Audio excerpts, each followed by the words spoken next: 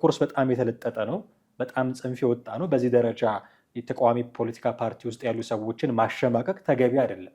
ግን የሆነ እርሾ አንዳች እርሾ የለውም። እቺ ልጅ ከኤርትራ መንግስት ጋር ምንም ግንኙነት አላት ብዬ አላስብም። ከኢሳያስም ጋር ሆነ ከኤርትራ መንግስት ጋር ግንኙነት ሊኖራት አይችልም። መሪ ለመሆን ስልጣን ለመያዝ ዝግጁነት አለሽ ወይ ተብላ ስትጠየቅ ያንን በሙሉ ልብ በልበ ሙሉነት ለመናገር ያልደፈረች ሰው ነው ምርጫ ላይ የተሳተፈች እያየር ያለ ነው።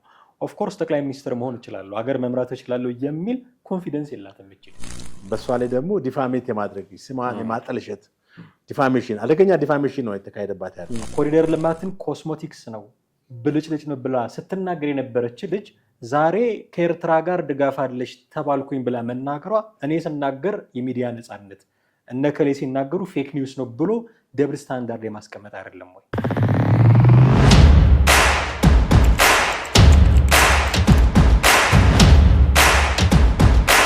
ሰላም ጤና ይስጥልን። እንዴት አላችሁ ውድ ቤተሰቦቻችን? ይህ ዘኢትዮጵያ ቻናላችን ነው። አብረናችሁ የምንቆየው ደግሞ ጥላሁን አክሊሉና ማህደገፋንን ፕሮግራማችን ወቅታዊ ፕሮግራም ነው። በዛሬው ፕሮግራማችን ላይ የኢሃፓና የትብብሩ ዋና ጸሐፊ በመሆን እና በተለያየ የምርጫ ክርክር ላይ ጠንካራ ሀሳቦችን በማንሳት የምናውቃት ሚስጥረ ስላሴ ታምራት በአንድ ሚዲያ ላይ ቀርባ ሶሻል ሚዲያ ላይ ስለሚነሱባት ጉዳዮች የእሷን ስሜን ያጠፋሉ፣ በእኔ ስም የተለያየ ነገር ያስተላልፋሉ በሚል ጉዳይ ላይ ያነሳችው ነገር አለ። ከዛ በተጨማሪም ለስልጣን ዝግጁ ነሽ ወይ የሚል ጥያቄም ቀርቦላታል። ምላሿን ለመገምገም እንሞክራለን በዚህ ፕሮግራማችን። ስለዚህ ዛሬ ከሞላ ጎደል ትኩረት የምናደርገው በሚስጥረ ስላሴ ታምራት ያነሳቻቸው ነጥቦች ላይ ነው ማለት ነው። ጥላሁን አክሊሉና ማህደገፋ ከእናንተ ጋር ቆይታ እናደርጋለን። እስከ ፕሮግራማችን ፍጻሜ ድረስ አብራችሁን ቆዩ። ጥሌ እንዴት አለ? ሰላም ነኝ፣ እግዚአብሔር ይመስገን አለው። ሰላም ነኝ። ዛሬ በተደጋጋሚ ትችቶቿ ትንሽ ጠንከር ቢሉ መሰረት ቢኖራቸው እንደው ዝም ብሎ ጥራዝ ነጠቅ ባይሆኑ እያልን አንዳንድ ጉዳዮች ስናነሳባት የነበረችው ሚስጥረ ስላሴ አሁን ደግሞ አንድ ሚዲያ ላይ ቀርባ ሶሻል ሚዲያ ላይ ስላለው አሁናዊ ሁኔታ ትንሽ ቅሬታም አስተያየትም ነገር ስታቀርብ ነበረ። እንደውም በእሷ ስም የራሷ የግል የማህበራዊ ድረገጹ አይ ቲንክ ቲክቶክ ይመስለኛል 16,000 ተከታዮች እንዳሏት በእሷ ስም በተከፈተ ፌክ አካውንት ግን ከ200,000 በላይ ተከታይ ያለው እንዳለ ጠቅሳ ይሄ በእነሱ የምርጫ ሂደት ላይም በእሷ ፐርሰናሊቲ ላይም ችግር እያመጣ እንደሆነ ስትጠቅስ የሰማናት ዲቴሉን እናየዋለን። የቁጥሮቹንም የሚነሱባትንም ነገሮች ግን በጥቅሉ በዚህ ዙሪያ የሰነዘረችውን አስተያየት እንዴት ነው ያገኘው? በዚህ በአንድ ዲጂታል ሚዲያ ላይ ጋር ባደረገችው ቃለ ምልልስ ነው እንግዲህ አሁን ያልከውን የተናገረችው። እንደሚታወቀው እቺ ልጅ በኢሃፓ ውስጥ ከዚህ ከምርጫ ጋር በተያያዘ ስሟ በጣም ጎልቶ የወጣ እና መንግስትንም ጠንከር ባሉ ቃላቶች ክሪቲሳይዝ ያደረገች ልጅ ነች። ይሁንና በተለያዩ የሶሻል ሚዲያ እንትኖች እኔም አያለሁ በሷስ በጣም ብዙ ሶሻል ሚዲያ ላይ በፌስቡክም በቲክቶክም ሆነ በተለያዩ ሚዲያዎች በጣም እሷን ሌላ የሆነ ልብስ አስለብሰው እና ተቃውሞና ተቃራኒ ክሪቲሳይዝ የሚያደርጉ ነገሮችን ሲያስተላልፉ ትመለከታለን። ከዚህ ከዋናው ጸሐፊ ከፕሬዚዳንት ምክትል ፕሬዚዳንቱ ከአብርሃም ጋር መጋቢ አብርሃም ጋር አገናኝተው እንደውም የጋብቻ እንትን አስለብሰው በየአቅጣጫ ደግሞ የኤርትራ ተላላኪ እንደሆኑ በማስመሰል የኤርትራ ልብስ ባንዲራ አስለብሰው ከኢሳያስም ጋር ፎቶ በዚህ በፎቶ አኒሜሽን አድርገው የሚያወጡ ብዙ ነገሮች ትመለከታለን። በአጠቃላይ የዚህ ሄትፉል ወይም የጥላቻ እና አይነት መልእክቶችን ነው የምትመለከተው እና እሷን እዚህ ከፖለቲካ ውስጥ ወይንም እንትን ብላ ምልህ የሚደርስባትን ተቃውሞ የተነሳ እንድትወጣም ለማስገደድ የታለመ ነው የሚመስለው አጠቃላይ ሁኔታውን ስትመለከተው ማለት ነው። እንግዲህ የሀሳብ የበላይነት በዚህ ሀገር ላይ ምርጫ ማለት የሀሳብ የበላይነት ነው። በሀሳብ የበላይነት ስንል ምንድን ነው? የትኛውም የፖለቲካ ፓርቲ በሚወዳደርበት ሰዓት ለህዝብ ይጠቅማል ያለውን ሀሳብ የፓርቲውን ርዕዮተ ዓለም ፕሮግራሞች ማኒፌስቶ የሚያስተዋውቅበት እንትን ነው መድረክ ነው። በዚህም ህዝብ የመረጠውን ወይም ይሆነኛል ብሎ ያለውን ነገር የሚመርጥበት ነው ሎጂኩ ምርጫ። በእርግጥ አሁን ላልኩት ነገር ኢትዮጵያ አልታደልንም።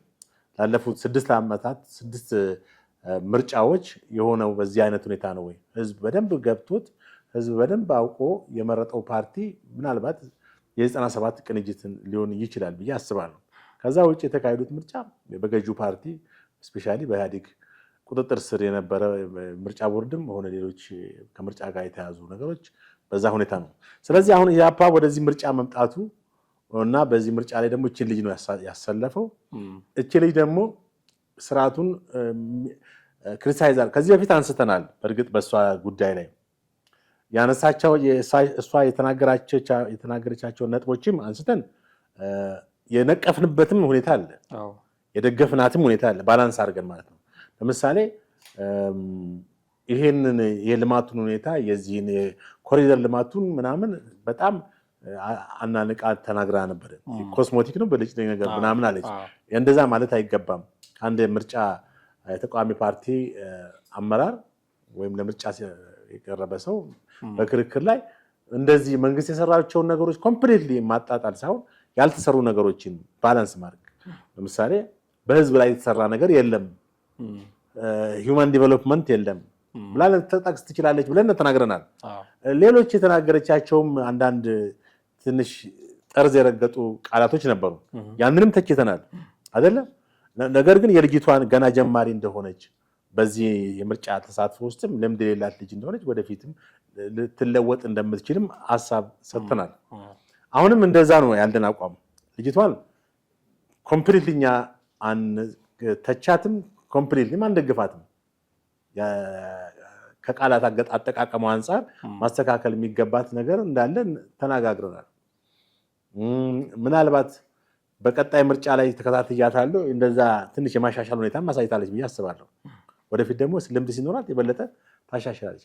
ነገር ግን አሁን በዚህ በዲጂታል ሚዲያው ላይ በእሷ ላይ የተነሳው ተቃውሞና ነቀፌታ ወይም በጣም እሷ ላይ ያነጣጠረ ሂስ እሷ እንድትበረግግም ሊያደርግ የሚችል መስለኛል የታለመ። እሷም ይሄንን እንትን የመንግስት ተከፋ አክቲቪስቶች ነው ያለችው። እንግዲህ የተቀናጀ ስራ እየተሰራ እንደሆነ ነው የገለጸችው። እነዚህ ሰዎች ምናልባት እንግዲህ በተለያየ የሶሻል ሚዲያ አውትሌቶች በመጠቀም በእሷ ላይ ስም የማጥፋት እሷን የማስፈራራት እና ከዛ ቦታ ላይ እንድትወጣ ማለት ነው። ከዚህ በፊት ባቀረብነው ፕሮግራም ላይ እሷ ይከታተሏት የነበሩ ደህንነቶች እንዳለ ተናግራ ነበር። እንግዲህ ያ ነገር አሁን ከነዘረባት አንጻር ስታይ እውነት ነው ብለህ እንድትል ያደርጋል። አስቸጋሪ ነው። ኢትዮጵያ ውስጥ ባለው የፖለቲካ ምህዳር ውስጥ አየህ ተቃዋሚ ፓርቲ በዚህ መንገድ መንግስትን መተቸቱ ራሱ በመንግስት ደጋፊዎችና በአንዳንድ አባላት የመንግስት አካላት ዘንድ ከባድ ተቃውሞ እንደሚያስነሳ እና ያንን ግለሰብም አታክ የማድረግ ሁኔታ ነው የምትመለከተው።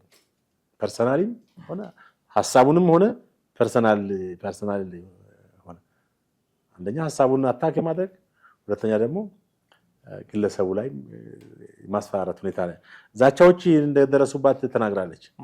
የመግደል ሙከራም እንደምናምን ይሄ ሁሉ በጣም ያሳዝናል። እንግዲህ እሷ እንደተናገረችው ማለት ነው። የዚህ የኤርትራን ባንዲራ እያለበሷት ከኤርትራ ጋር ከኢትዮጵያ ይልቅ ለኤርትራ ስስልባለሽ አይነት ትችት ነው የሚሰነዘርባት ማህበራዊ ሚዲያ ላይ። ኦፍኮርስ የተጋነነ ነው፣ በዚህ ደረጃ መሆን አይጠበቅበትም የሚለውን እንወስዳለን። ግን መነሻ የላቸውም። አሁን የሆነ ነገር በሶሻል ሚዲያ ሲተላለፍ ከቀልዱ ወይ ከሹፈቱ ወይ ደግሞ ከፌዙ ጀርባ አንዳች ነገር የለም ወይ ብሎ ደግሞ ራስን መፈተሽ ተገቢ ነው ብዬ አስባለሁ። ለሚስጥረ ብቻ አይደለም፣ ለተቃዋሚ ፓርቲዎች ብቻ አይደለም፣ ለመንግስትም ቢሆን አሁን መንግስትን ማዕከል ያደረጉ ቀልዶች በተለያየ አጋጣሚ እንሰማለን። ቀልድ የአንዳንድ ጊዜ የምሬት ውጤትም ጭምር ሊሆን ይችላል። የውስጥህን ምሬት በቀልድ መልክ ወይ በካርቱን ምስሎች መልክ ልታወጣ ትችላለህ። ሚስጥረ ስላሴ ላይ የኤርትራ ባንዲራን ሲያለብሷት ከነ ኢሳያስ አፈወርቂ ጋር የሆነ ግራፊክስ ሰርተው ሲያወጡባት ምርጫ ክርክሮች ላይ ከምትናገራቸው ነገሮች ተነስተው እነዚህ ሰዎች ጀጅ ያደረጉት ነገር አለ ማለት ነው። አገር ውስጥ ያሉ ተቃዋሚ ምንድነው ትጥቅ ትግል ያለው በትጥቅ ትግል የሚያምኑ ሰዎች ለመዋጋት ኮዝ አላቸው ብላ የምታምን ሰው ነች። መንግስት ጦርነት ያቆም ብላ በምትናገርበት አንደበቷ በዚህኛው ደግሞ አይ እነዚህ እኮ ለመዋጋት ኮዝ አላቸው ምክንያት አላቸው ብላ የምታምን ሰው ነች። ለምሳሌ ፋኖ ለመዋጋት ኮዝ አለው ከተባለ እና ፋኖ ከኤርትራ መንግስት ጋር አብሮ ነው ይህንን መንግስት ለመጣል እየሰራ ያለው የሚል አንደርስታንዲንግ ያለው ሰው አይ ፋኖ እኮ ለመዋጋት ኮዝ አለው ብላ ስትናገር ሲሰማት ወዲያው ከኤርትራ መንግስት ጋር አብራ የምትሰራ አድርጎ ነው የሚስላት። ኦፍኮርስ በጣም የተለጠጠ ነው፣ በጣም ጽንፍ የወጣ ነው። በዚህ ደረጃ የተቃዋሚ ፖለቲካ ፓርቲ ውስጥ ያሉ ሰዎችን ማሸማቀቅ ተገቢ አይደለም። ግን የሆነ እርሾ አንዳች እርሾ የለውም ወይ? እንዲህ አይነት ሀሳቦች ቀሎችም ሊሆኑ ይችላሉ፣ የተለያዩ ነገሮች ሊደረጉ ይችላሉ። ነገር እንደው እሳቱ በሌለበት ጢሱ ይታያሉ ከሚል ብሂልም መነሳት እንችላለን ብዬ አሁን እንግዲህ ትልቁ ኢትዮጵያ ውስጥ ያለው ይሄ እንትኖችን ሌቭል የማድረግ ነው። ሌቭሊንግ ሰዎችን የመፈረጅ ነው። ለምሳሌ አንድ ሰው መንግስትን ሲቃወም አጠንክሮ ሲቃወም በአንድ ፖለቲካል አፍሌሽን ውስጥ የመፈረጅ የፋኖ ደጋፊ ነው፣ የእንትን ደጋፊ ነው፣ ሸኔ ነው የማለት ሁኔታ በጣም የተስፋፋበት ሁኔታ ነው የምትመለከተው። እቺ ልጅ ከኤርትራ መንግስት ጋር ምንም ግንኙነት አላት ብዬ አላስብም።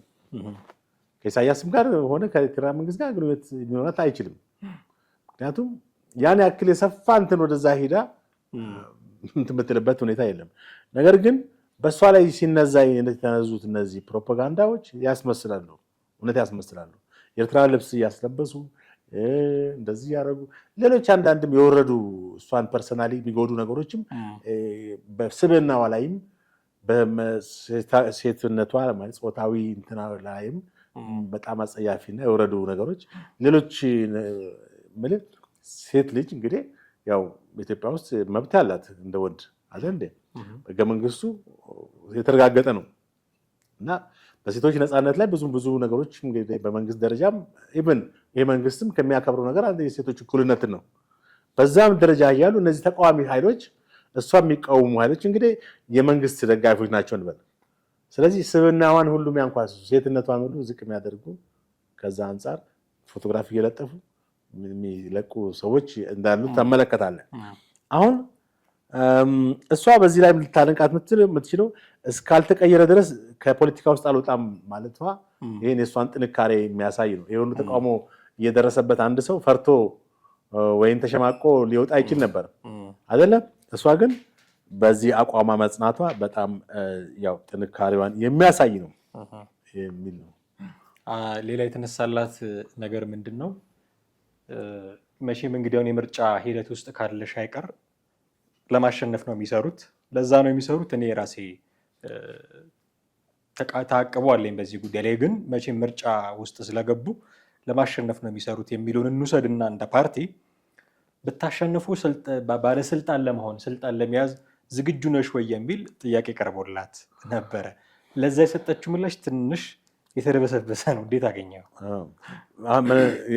ምን ነበር ያለችው? ቃል በቃል ሙያዬም ስለሆነ የኮሚኒኬሽን አካባቢ ያለ ስራ ልሰራቸው። ስለዚህ ወደ የመንግስት ሚዲያዎችን ምንድን ያደርጋሉ አለች?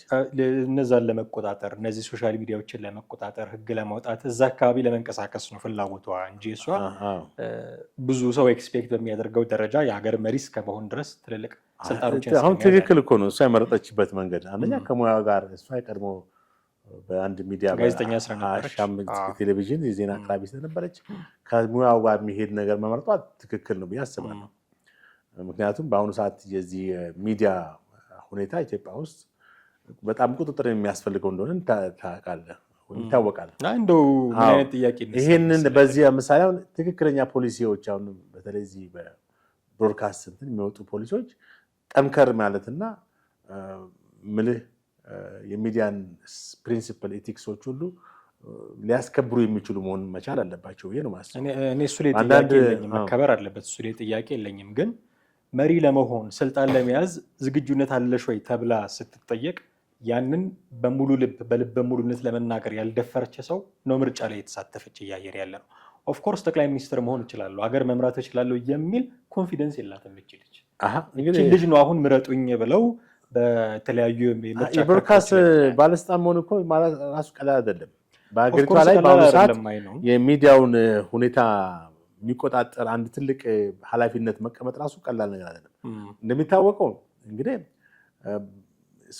በተለይ ይሄ ማህበራዊ ሚዲያው የተስፋፋበት በጣም ወደ ብዙ ሰዎች ዘንድ ደርሶም ሰዎችም ሁሉ የዚህ ተጠቃሚ በሆኑበት ሁኔታ ነው። ተጽዕኖም በዛው መጠን ከፍተኛ ነው። እንደውም አንዳንዴ ስትመለከተው አገሪቷ በሶሻል ሚዲያው እንትን ውስጥ የምትመራ ነገር እስኪመስል ድረስ ነው የምትመለከተው። ሚዲያው ዜናው ብዳጅ ይተላለፋል፣ የተለያዩ መረጃዎች ይተላለፋሉ። የመንግስት ፖሊሲዎችን በዛ ትመለከታለህ፣ ሌሎች ነገሮችም የተቃዋሚዎችን በዛ ትመለከታለህ እና ሰፊ ነው። ይሄ ደግሞ ምንድነው ቁጥጥር ያስፈልገዋል። አንዳንድ ጊዜ መረጃዎች ዲስኢንፎርምድ ይሆናሉ ወይም ሚስኢንፎርምድ ይሆናሉ። ሆን ብለው ፌክ ኒውስ ይለቀቃል፣ ሳይታወቅ ይለቀቃል። ወይም አንድ ኖርማሊ ፌክም ባይሆን ያንን አንድን ማህበረሰብ አንድን ተቋም ለማጥቃት ተብሎ ደግሞ ተጋኖም ይቀርባል። ብዙ አይነት አቀራረብ አለ። ስለዚህ ለእነዚህ ሁሉ ያስፈልጋል። ዝም ብሎ መናገር ነፃነት ተብሎ ወይም ዲሞክራሲ በሚል ብቻ ሽፋን ነገሮችን ዝም ብለህ መረን አትለቅም። ገባ? ለሰጠው ህግ ለሰጠው ነፃነት መናገር ነፃነት ህጎች ያስፈልጋሉ፣ ያስፈልጋሉ፣ ገደቦች ያስፈልጋሉ። ምክንያቱም ዛሬ ብዙ ቦታ ላይ ኃላፊነት በጎደላቸው ወይም አካውንታቢሊቲ በማይሰማቸው ሰዎች ነው አንዳንድ ሚዲያዎች ያሉት። በጣም ያሳዝናል። አንድ ዩቲዩብ ቻናል በአንድ ግለሰብ ብቻ በቁጥጥር ስር ሆኖ 600,000 ተከታይ ሊኖረው ይችላል። ምን ትላለህ? እኔ ያየሁት ነው። በአንድ ግለሰብ 600,000 ተከታይ ካለው አንድ ግለሰብ በቃ ሁሉ ነገር እሱ ነው እኮ። ዜና የሚያቀርበውም እሱ ነው፣ ኤዲት የሚያደርገውም እሱ ነው፣ ኤቭሪቲንግ የሚቆጣጠረውም እሱ ነው። ይሄ ዘመኑ ያመጣው ቴክኖሎጂ ስለሆነ ምንም ማድረግ አንችልም። አዎ፣ ግን ምንድነው እንደ ተቋም ቢሆንና ተቋማዊ ሆኖ የተቋምን ስነ ምግባር ወይም መርህ የሚከተል ቢሆን የበለጠ ለዚህ ደግሞ ትልቁ እንትን መቆጣጠር የሚቻሉ በብሮድካስት ባለስልጣን ነው። የብሮድካስት ባለስልጣን የሚያወጣቸው በአንዳንድ ሀገሮች አሁን ሶሻል ሚዲያው ከቁጥጥር ውጭ ሲሆንባቸው የራሳቸውን ገደቦች አስቀምጠዋል። ኢቭን እንደ ቲክቶክ ያሉ እንትኖችን አንዳንድ ሀገሮች አግደዋል። በአንዳንድ ሀገሮች ደግሞ እድሜም ተማሪዎች እንዳይጠቀሙ ያደረጉባቸው ሁኔታዎች አሉ። ምክንያቱም ተማሪዎች ትምህርታቸውን ተው ያንን ሲጎረጉሩ መዋል ሚስጥር እዚህ ቦታ ላይ መስራት። ስለዚህ ይሄን ቦታ ላይ መምረጧ ጥሩ ነው ብዬ የምልህ የግድ ጠቅላይ ሚኒስትርነት ሁለት ነገር ይታየኛል ጥሌ። አንደኛ እዛ ያንን ቦታ ይዞ አሁን ያሉትን ድምጾች ለማፈን የመፈለግ አይመስለኝም ይታየኛል። አንደኛ። ሁለተኛ ደብል ስታንዳርድ እያበጀች ያለችም ይመስለኛል። አሁን እንደዚህ ሊናገሩኝ ኦፍኮርስ ፐርሰናሊቷን የሚነካ ንግግር መደረግ የለበትም፣ ውሸት መወራት የለበትም። እሱን ሁሉ በደንብ እቀበላለሁ፣ አክሴፕት አደርጋለሁ። ነገር ግን የእናንተ ፕሬዝዳንት እንዲህ በየመድረኩ እየዞሩ የሚሉትን እየመጣችሁ ነው እዚህ የምታወሩት ብላ የተናገረች ልጅ፣ አንድ ማጣቀሻ ሳታቀርብ የመደመር መጽሐፍ ገጽ በገጽ ይጋጫል ብላ ስትናገር የነበረች ልጅ፣ ኮሪደር ልማትን ኮስሞቲክስ ነው ብልጭልጭ ነው ብላ ስትናገር የነበረች ልጅ ዛሬ ከኤርትራ ጋር ድጋፍ አለች ተባልኩኝ ብላ መናገሯ እኔ ስናገር የሚዲያ ነፃነት እነከሌ ሲናገሩ ፌክ ኒውስ ነው ብሎ ደብል ስታንዳርድ የማስቀመጥ አይደለም ወይ? አሁን እኮ እሷ የተናገረችበት መንገድ ነው እንጂ ልክ አይደለም ያልነው። የመንግስትን ስራ መተቸት እኮ ምንም እንደ አንድ ተቃዋሚ እንትን ትክክል ነው። ግን የተቸችበት ሁኔታ የቃላት አጠቃቀሟ ኮስሞቲክ ምናምን ብልጭልጭም ነገር ማለቷ ነው እንጂ ነች መጀመሪያ አክብራ ሌሎች እንዲያከብሩ መጠየቅ ያ ነው ማለቷ ነው እንጂ እኮ መቃወማ ተቃዋሚ ፓርቲ አይደለች። አሁን እሷ ደግሞ የተቃወመችው ምንድን ነው? ይህን ፌክ የሆኑ በእሷ ላይ የሚነዙ አሉባልታዎችና ፕሮፓጋንዳዎችን ነው። ፕሮፓጋንዳዎችን ማንኛውም ሰው ሀሰተኛ ፕሮፓጋንዳዎችን ማለት መቃወም ትክክል ነው። በእሷ ላይ ደግሞ ዲፋሜት የማድረግ ስሟን የማጠልሸት ዲፋሜሽን፣ አደገኛ ዲፋሜሽን ነው የተካሄደባት ያለው። ያንን ነው የተናገረችው። በቪዲዮ ላይም እንዳየ ነው። ምናልባት ቪዲዮ እንደሚለቀቅ አላቅም፣ ግን ዲፋሜት ተደርጋለች። ገብቶሃል? ስሟ በጣም እሷ እንግዲህ ፖለቲካ ወይም ፖለቲከኛ ነች። በኢያፓ ውስጥ ዋና ጸሐፊ ነች። እሷን መተቸት የሚቻለው በሀሳቧ ብቻ መሆን የነበረበት። ለምሳሌ በኮሪደር ልማቱም በሌሎችም መሰረተ ልማቶች ላይ በአጠቃላይ በሀገሪቱ የኢኮኖሚ ፖሊሲ ላይ የፖለቲካ ሁኔታ ላይ የሰጠችውን ሀሳብ ልክ አይደለሽም ብሎ በዛ መጠን ልክ የሆነ ነገር ነው እንደዚህ ነው ብሎ መናገር ነው ከአንድ መንግስት አካል ወይም ከዚህ ከብልጽግና አመራር አባላት ሊጠበቅ የሚችለው ወይም ከብልጽግና ደጋፊዎች እንበል አባላት እና ደጋፊዎች ብዙ ስላሉ ማለት ነው። እና ከዛ አንፃር እቺ ልጅ ግን ሐራስ ተደረገች ያለችው ወይም ስሟ እንትን እየተባለ ያለው ፐርሰናሊ እሷ ላይ ነው። ገብቷል። ማንነቷ ነው ቀደም የጠቀስኩት ጾታዊ እንትኗ ሴትነቷ ላይ በቃ የሆነ ጋብቻ ልብስ አልብሰዋት ነው ከዚህ ከአብርሃም ጋር የምታየው ሌሎች ነገሮች አሉ። እና እነዚህ ነገሮች ስትመለከት ምናልባት በቀጣይ ያለውን እንትን እንመልከተው። ያነሳችሁ ሌላ ነገር ምንድነው? የመንግስት አክቲቪስቶች ናቸው፣ ተከፋዮች ናቸው እነዚህ ሰዎች እንዲህ የሚያደርጉብኝ። እንደውም ጉዳዩን ለማጣራት ጥያቄ ሲቀርብለት ይሄ ሁሉ ሰው መንግስት ያሰማራው ነው እያልሽ ነው የሚል ጥያቄ ሲቀርብላት ነው ምንጩ የእንዲህ አይነት ወሬ ምንጩ ከመንግስት ነው ምንጩ። ስለዚህ የእነሱን ተቀብለው ነው እነዚህኞቹ ፌክ አካውንት እየከፈቱ እንዲህ የሚያደርጉኝ የሚል ጥያቄ አቀርባለች። መንግስት አክቲቪስቶች እዚህ ውስጥ ተሳታፊ ናቸው ብለህ ታስባለህ? የሚገርመው በ2024 ቢቢሲ ያወጣው አንድ ሪፖርት አለ። ይህም ሪፖርት ምንድነው? ይሄ ዲጂታል ሚዲያ አርሚ ወይም የሚዲያ ሰራዊት የሚል ነው እና በኢትዮጵያ መንግስት ውስጥ በሶሻል ሚዲያ ውስጥ የሚሰሩ ፐርፐዝ የተከፈላቸው ተከፋይ የሆኑ ፌክ አካውንት እየከፈቱ አንድ ሰው ከ8 እስከ 10 ፌክ አካውንት ከፍቶ የመንግስትን ገጽታ የሚገነባ የመንግስትን መልካምነት ኢሜጅ እየገነባ መንግስትን የሚቃወሙትን ኃይሎች ወይም ተቃዋሚዎች የሚተችና በጣም እነሱ ላይ ትልቅ ካምፔን የሚያደርጉ አይደንታሉ። እነዚህ በወረዳ በክፍለ ከተማ ያሉ በጣም ኦርጋናይዝ የሆኑ መዋቅሮች አሉ። እነዚህ ዲጂታል የሚዲያ ሰራዊት ለተባሉት የብልጽግና የቀጠራቸው ነው የሚለው እንግዲህ በጣም ስንት ናቸው ቁጥራቸው? እንግዲህ ብዙ ናቸው። ለምሳሌ በአንድ ክፍለ ከተማ ውስጥ እስከ 30 ወይም 20 በላይ ሜምበሮች አሉ የሚዲያ ሰራዊት በቦሌ ክፍለ ከተማ ሊሆን በቂርቆስ ክፍለ ከተማ፣ በየካ ክፍለ ከተማ፣ በጉለሌ ክፍለ ከተማ፣ በአቃቂ፣ በኮልፌ ቀራኒዮ በእነዚህ ቦታዎች ሁሉ እነዚህ ሚዲያ ሰራዊት የሚባሉ አሉ። የሚዲያ ሰራዊት ስራቸው ምንድነው? መንግስትን ፕሮቴክት ማድረግ፣ መንግስትን መደገፍ፣ የመንግስትን ፖሊሲዎች ኢኮኖሚ ፖሊሲዎች ተለያዩ እየደገፉ ልማቱን እየደገፉ ልማቱን የሚቃወሙትን ሰዎች ደግሞ አታክ ማድረግ፣ እነሱን ዲፌንድ ማድረግ ወይም በእነሱ ላይ መጻፍ ገብቷል።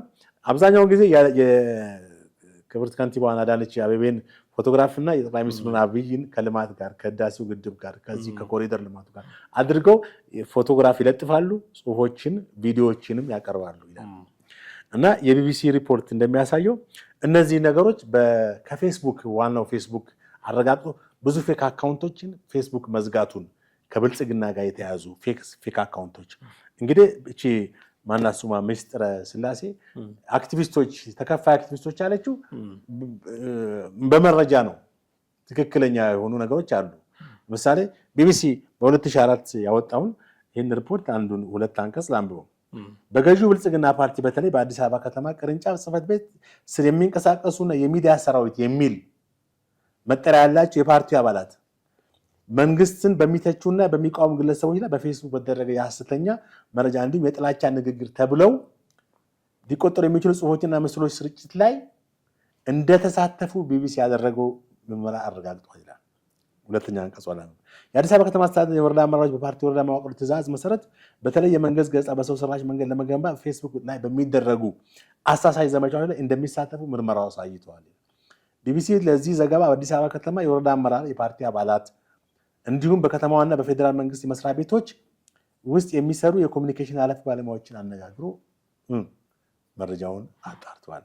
ማለትም እንግዲህ እነዚህ ሐሰተኛ አካውንቶችን ሐሰተኛ የፌስቡክ አካውንት ፌስቡክ ብቻ ሳይሆን ዋትሳፕ፣ ቴሌግራም ምናልባት ይሄ የ2024 ነው ሪፖርት፣ አሁን 2026 ነው። ቲክቶክም ላይ ሊጠቀሙ ይችላሉ። ደግሞም ያው ሚስጥር ተናግራለች። የሷን አካውንት ፌክ አካውንት በሷ ስም ከፍቶ ስንት ተከታይ አለው? በሷ ስም የተከፈተ 270 ሺህ እና ሰፊ ነው ሪፖርቱ። እንግዲህ ቢቢሲ በ2004 ዓመተ ምህረት ያወጣው ምንድነው መሰለ እንግዲህ እንደ ሪፖርቱ መሰረት ነው። እኛ ከዚህ መረጃ እናወራው በእነዚህ በዚህ በወረዳዎችና በእንትን ባሉት መዋቅሮች ውስጥ የሚለጠፉ አንድ አይነት የሆኑ ለምሳሌ በአንድ እንትን 19 አይነት በዋትስአፕ ላይ የተላለፉ መልእክቶች አታቻ የሆኑ አንድ አይነት እንትኖች እንዴት ነው አንድ 19 ሰው አንድ አይነት እንትን የሚለቀው? አንድ አይነት ዜና ምንጩ አንድ ይሆንና ምንጩ አንድ ነው ነው። ወይም በአንድ የቴሌግራም አካውንትን በአንድ 19 በቴሌግራም አካውንት ላይ አንድ አይነት ዜና እንዴት ሊሆን ይችላል? ወይም በቲክቶክ ላይ 20-30 አንድ አይነት መልእክት እንዴት ሊሆን ይችላል? ገብቷል?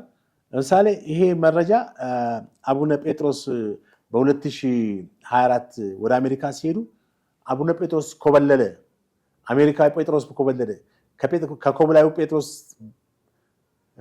በስተጀርባ ያሉ እውነታዎች የሚሉ ተደጋጋሚ እንትኖች ወጡ ነበረ። አሁን ቢቢሲ እነዚህን ነው የፈተሸው። እነዚህን ፈትሾ ለፌስቡክ ዋናው የፌስቡክ እዛ ያለውን ዳታቤዙን ቼክ እንዲያደርግለት አደረገ እና ብዙ አካውንቶችን በዚህ ምክንያት ካንስል ፌክ አካውንቶችን ካንስል አድርጓል። እና ምንድነው በዛ እንትን የሚለው የሐሰተኛ ባህሪ ፖሊሲን ፌክ አካውንት ፖሊሲን የሚጻረን ቫዮሌት ያደርጋል ይላል። እና የተቀናጀ ሐሰተኛ ባህሪ ወይም ኮኦርዲኔትድ ኢን አውተንቲክ ቢሄቪየርስ የተቀናጀ አይታል። ዚስ ኢዝ ሚዲያ ሰራዊት ዲጂታል አርሚ የሚባለው ማለት ነው። እንግዲህ እነዚህ ሰዎች ተከፋይ ናቸው ብላለች እሷም አክቲቪስቶች ከ200 በላይ አካውንቶች ላይ ባደረገው ጥናት እንደገና ይላል።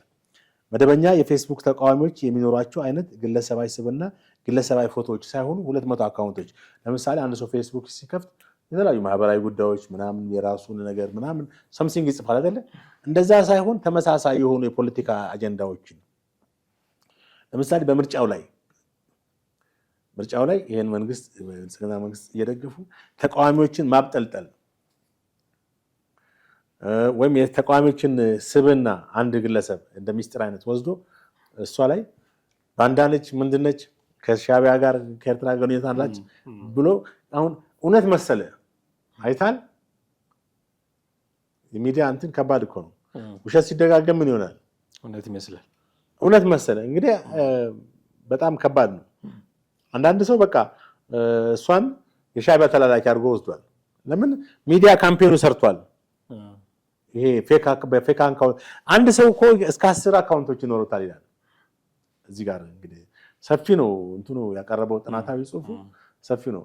እና ይሄንን እንግዲህ የሚሰሩ ሰዎች አሉ ብልጽግና ውስጥ ዛሬ በጣም ብዙ እንትኖች አሉ። ኮመንት ሲሰጡ አንድ ሰው እስከ 3000 እንትን ማድረግ አለበት ይላል። 3000 ኬ ቪው ነው ማግኘት አለበት። ሼር ማድረግ ግዴታ ነው። ሼር አለማድረግ ይሄ በዚህ በእንትናቸው መሰረት ያስቀጣል። የዚህ የዲጂታል አርሚ አባል ሆነ የተላከው መልእክት ላይ በአንተ አካውንት ሼር ካላደረግ ለምን አላደረክም? ያው ተከፋይም ስለሆነ አባልም ስለሆነ ያስጠይቃል ይላል። እንግዲህ እኔ አይደለሁም ያተናገርኩት ከዚህ ሀሳብ ነው ከዚህ ከቢቢሲ ሪፖርት ነው።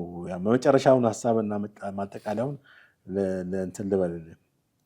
አበል የሚታስብላቸው ተቀጣሪ የሚዲያ ሰራዊት አባላት ከ15 ዓመት በላይ በፌዴራል መንግስት ተቋማት የኮሚኒኬሽን ኃላፊ የሰሩ አንድ ምንጭ የፓርቲ አባላትን በመጠቀም በዘመቻ መልክ የመንግስት ፕሮፓጋንዳ በፌስቡክ ላይ ማሰራጨት ሀሳብ የቀድሞ ገዢ ኢትዮጵያ አብዮታዊ ዲሞክራሲ ኢህአዴግ የጀመረው ነው። በኢህአዴግ ውስጥም ነበረ ይሄ ዲጂታል እንትን ትዝ አይልም እንዴ? እነ ዳንኤል ምንድን ነው የሚሰሩት? ዳንኤል ማን ነው? ዳንኤል ብርሃኔ፣ ሰናይት መብራቱ ምንድን ነበር የሚሰሩት? ትልቅ የቲፒኤልኤፍ የወያኔ የሚዲያ ካምፔነሮች አልነበሩ እንዴ? ዲጂታል ሚዲያ አክቲቪስቶች ነበሩ። ስለዚህ አሁንም በዚህ በኢህአዴግ በዚህ በብልጽግና ውስጥ እንደዚህ ሪፖርት መሰረት እንደ ቢቢሲ ባጠናከሩ ቢቢሲ እንግዲህ እስከ ፌስቡክ ተቋም ሂዶ ነው ይሄን ነገር እውነት ነው ወይ ብሎ ያረጋገጠው። ይሄው መረጃው የ2024 ቢቢሲ የወጣውን ሙሉ ጽሁፍ ማንበብ ይቻላል።